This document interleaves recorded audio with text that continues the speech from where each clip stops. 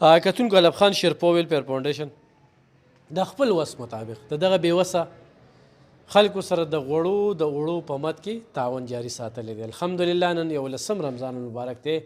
دې وخت کې روژه ماتي ته ډېر لږ وخت پاتې دی، خو وي ځمکه هغه ګرمه وي چې په کوم ځای اور بلیږي. دا ضرورتمند دي ناست دي چې څه دې راکړي نه نوزونه هغې وجه څه ده؟ ستا بچي څو دي؟ زما 6 لوریان 2 مې زامن دي. 6 دي لوریانې دي او 2 مې زامن دي. دې واده کړي دي؟ نه جی نه واړه دي لا ټولې وړې دي مدرسه کې سبق وي. د روژه ماتي ته ډېر لږ وخت پاتې دی، ته د دې بچو غم راغستی. چې دقه خبره ده چې هېڅ راسره نشته، هېڅ سره مې نشته. لکه ځکه دلته رالمه چې څو کالونه راځې دلته؟ زما پروس کالم راغلم او سخت کالم راغلم.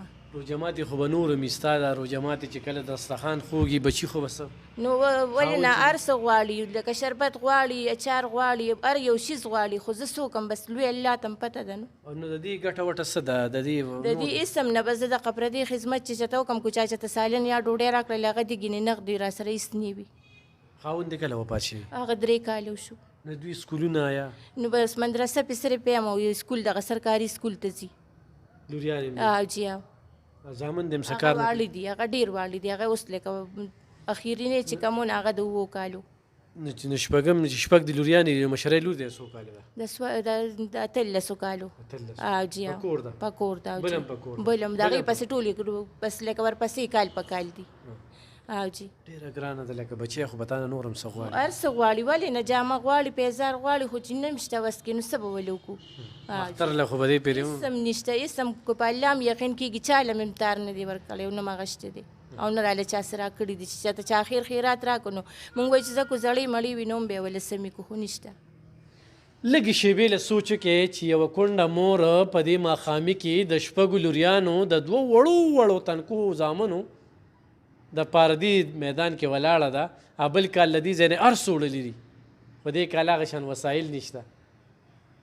دا د ډېر څه حقداره ده. اړه مې دې وخت کې و چې ډېر څه ورله ورکړم خو نشته. تاسو څو کالونه راځئ؟ زما دا 3 کال دی او 4 بچي مې دي. خاوند مې نشي کوي او اوس دې ځان څه یو سم ابراهیم ټیم پاسي چې نه بس بیا دقسې ناست دی.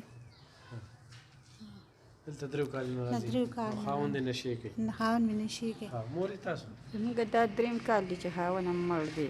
هغه وایي 4 سړي مې راباتي او بس دلته زه راځم بس 4 مې لوریانې دي او 2 مې زامن دي. بس تاسو را لار څه راکوئ نو بس. زامن دې څه ګټه وټه نه کوي؟ واړه دي، ډېر واړه دي که نه. نو چې غټو نو ما دلته بچي څه ته خو اوس روژه ماتي له ونه راسې؟ بس خدای پاک په رحم وکړي. بس الله نه خیر غواړم. ایساره وي چې بچو له څه یو څه بس خدای شته هم دې ته ایساره یم. رش خو دې ډېر زیات ولیده که نه؟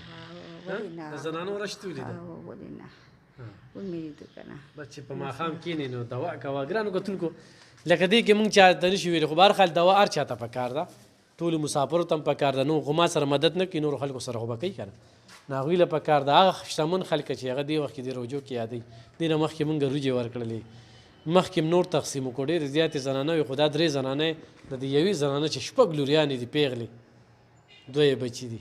د دې بلې زنانه 4 لوریانې دي پیغلې، 2 یې زامن دي. د دې بل خاوند پوډري کوي. الله دې تباه و برباد کړي هغه خلک چې دلته کې نشي تماشې خرڅوي او هغه پولیس والا دې خدای ورپسې زیات تباه کړي چې دغه شانتې خلکو ملګرتیا کوي. په دې روژه کې دې ماښامي کې دا الله نه مې دا سوال دی. ګرانو کتونکو علب خان شیرپا ویلفیر فاونډیشن ته ډېر بې انتخایي بې کچې عزتدار غریبانان راځي، سپید پوشه غریبانان راځي. مونږ د هغې سټوري سیکو که نه نو خو مدد را سره کوې نو حقدارو ته به رسي. نور الله سره تجارت دی، چا په قسمت کې وي به وکړي، چا نه وي. ډېره مننه، خوشحاله